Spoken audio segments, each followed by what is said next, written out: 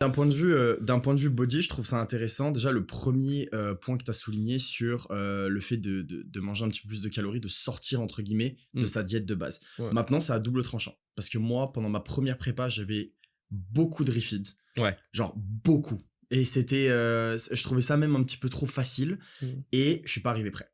Donc Ah. déjà, ça c'est la première des choses. Et dans un deuxième temps, est-ce que tu as besoin d'un refeed parce que tes performances à la salle baissent, parce que ton sommeil devient très compliqué, parce que il y a énormément de facteurs qui peuvent jouer sur, en fonction de ta nutrition. Est-ce que tu deviens de plus en plus bête, tout simplement parce que tu n'arrives plus à réfléchir, enfin peu importe.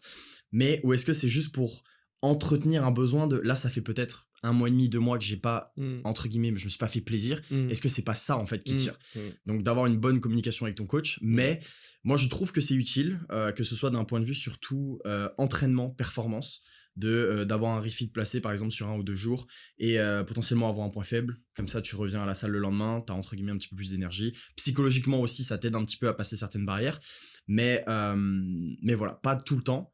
Et c'est vraiment, enfin voilà, c'est exceptionnel quoi, sur une prépa de body.